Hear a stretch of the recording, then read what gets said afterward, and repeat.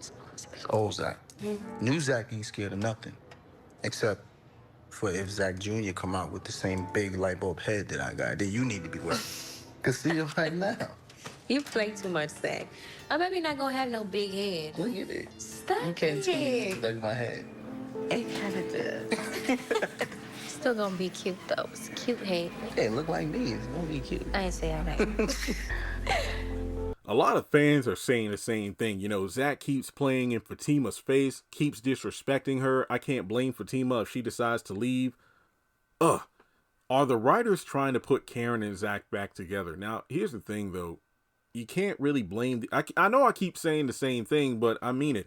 You really can't blame the new writers for seemingly writing these scenarios where Zack and Karen are being cordial with each other, being kind of flirtatious. Tyler was doing the same thing. I said this in season 6, like after the whole salon thing, when Zack came by and like Pam playfully called them Zarin. And I'm like, oh, I mean, look, because at the time, you know, after Zatima season 5 and most of Zatima season 2, I was looking at Zack and Fatima like, hell, at this point, I'm rooting for Karen and Zack in some ways because it felt like refreshing to see Zack and Karen be cordial with each other after dealing with like 30 plus episodes of Zack and Fatima dealing with just nonstop friction in their relationship. That to me is what made a majority of season 6 of Sistas so good, where I'm like, I'd rather see less Zack and Fatima, but they're on the same page with each other, as opposed to seeing Zack and Fatima for like 70% of an episode and all they're doing is bickering back and forth, mainly with Fatima being insufferable. So I feel like with what's it called? Absence makes the heart grow fonder. It's just the fact that Zack and Karen aren't living together anymore. They don't see each other at the same frequency they used to. I mean, aside from Karen's random pop-ups. And when it's just the two of them alone, they mainly have some sort of chemistry. It's like they're back to their, you know, playful selves with each other. And that's something I noticed too. If you look at a lot of the Karen and Zack interactions, when it's one-on-one, everything is usually chill. But when Fatima's there, or if Pam's there and it's like in a crowded environment, there's usually some sort of friction. Oh, and if Aaron's there, you know, Zack is always kind of puffing out his chest and that kind of thing. Testosterone battle.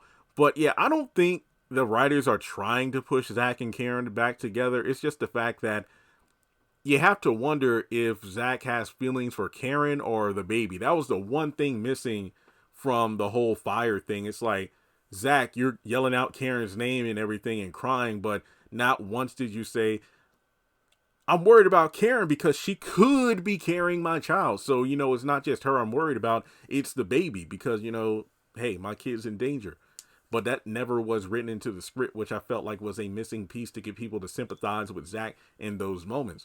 But at the same time, it's like, Zack, you got to stop, you know, dropping these suggestive hints, you know, rubbing on the belly and laughing and kikiing and whatnot with Karen, because it's just going to give the wrong impression. And we all know how Karen is.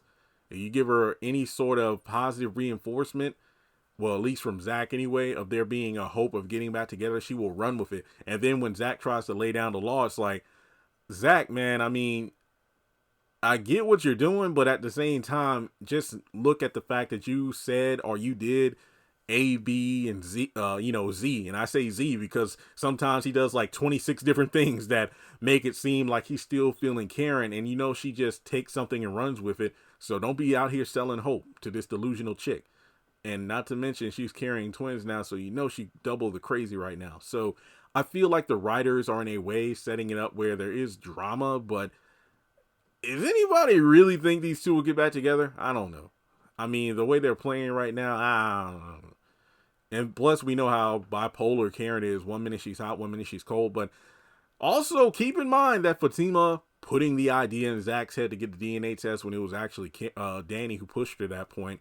I feel like, you know, I don't know. I don't think the writers are purposefully trying to put these two back together. I just think it's one of those things where these two have known each other for 3+ years. It's just like when Karen was filling out that paperwork. It's because I have no doubt she did similar stuff like this for Zack. Like, let's say all the times he got locked up and she had to fill out paperwork for him, and and he told Fatima he hasn't been to the doctor in like years, so maybe he didn't go to the hospital that often when he was with Karen. But like I said, she knows his information so well. But I just feel like it's one of those things where I did like seeing that side of Karen, but it's like not in the context of, yeah, don't put him back together. And not to mention the way that Zack still gets jealous over, oh, this your new man or preacher man or whatever with Trey. I don't know. It's just one of those things where let's see what happens when Aaron comes back and he interacts with Zack and Karen. I want to see how that plays out. Because I feel like the writers might be setting it up where Zack is getting really excited and then him and Karen are kind of getting closer. But then when the DNA tests come back and it shows he's not the dad, it's all going to come crashing down. So that's the main thing there. But let me know your thoughts in the comment section below. Like and subscribe, and I'll catch you in the next one.